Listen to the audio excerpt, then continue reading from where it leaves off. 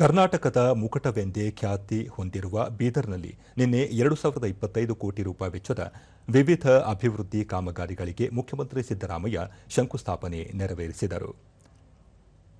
ನಂತರ ಕಳೆದ 1.5 ವರ್ಷಗಳಿಂದ ಸ್ಥಗಿತಗೊಂಡಿದ್ದ ಬೀದರ್ ನಾಗರಿಕ ವಿಮಾನಯಾನ ಸೇವೆಯ ಪುನರಾರಂಭಕ್ಕೆ ಪ್ರಯಾಣಿಕರಿಗೆ ಬೋರ್ಡಿಂಗ್ ಪಾಸ್ ನೀಡುವ ಮೂಲಕ ಚಾಲನೆ ನೀಡಿದರು.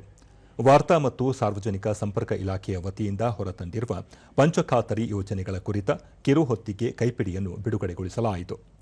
ಈ ಸಂದರ್ಭದಲ್ಲಿ ಉಪಮುಖ್ಯಮಂತ್ರಿ ಡಿಕೆ ಶಿವಕುಮಾರ್, ಸಚಿವರಾದ ರಾಮಲಿಂಗಾರೆಡ್ಡಿ, ಈಶ್ವರ್ ಖಂಡ್ರೆ, ಎಂಸಿ ಸುಧಾಕರ್, ರಹೀಂ ಖಾನ್, ಎನ್ಎಸ್ ಬೋಸರಾಜು, ಸಂಸದ ಸಾಗರ್ ಈಶ್ವರ್ ಖಂಡ್ರೆ ಮತ್ತಿತರರು ಉಪಸ್ಥಿತರಿದ್ದರು.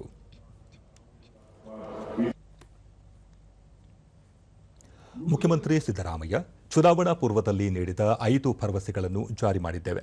ರಾಜ್ಯದ ಸಮಗ್ರ ಅಭಿವೃದ್ಧಿಗೆ ಸರ್ಕಾರ ಶ್ರಮಿಸುತ್ತಿದೆ. ಖಾತರಿ ಯೋಜನೆಗಳನ್ನು ಜಾರಿ ಮಾಡಲು ಸಾಧ್ಯವಿಲ್ಲ. ರಾಜ್ಯ ಆರ್ಥಿಕವಾಗಿ ದಿವಾಳಿಯಾಗುತ್ತದೆ ಎಂದು ವಿರೋಧ ಪಕ್ಷಗಳು ಟೀಕೆ ಮಾಡಿದವು. ಆದರೆ ಇಂದು 2025 ಕೋಟಿ ರೂಪಾಯಿಗಳ ವೆಚ್ಚದ ವಿವಿಧ ಅಭಿವೃದ್ಧಿ ಕಾಮಗಾರಿಗಳಿಗೆ ಶಂಕುಸ್ಥಾಪನೆ ನೆರವೇರಿಸಲಾಗಿದೆ ಎಂದರು.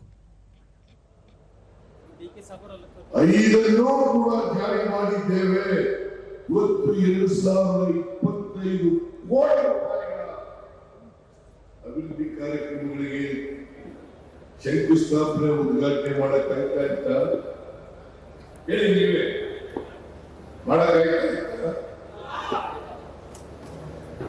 ಅವರು ಇವತ್ತು ಇಡೀ ರಾಜ್ಯ ತುಂಬ ಜನಾಕ್ರೋಶ,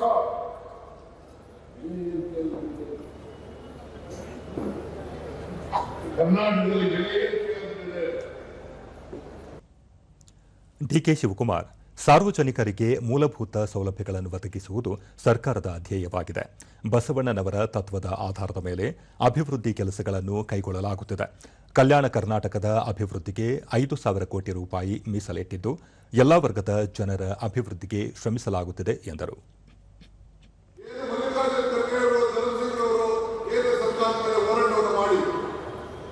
ನಿಮ್ಮೆಲ್ಲರೂ ಕೂಡ 371 ಒಳವನ್ನು ಕೊಟ್ಟರು. ಆ ಒಳದ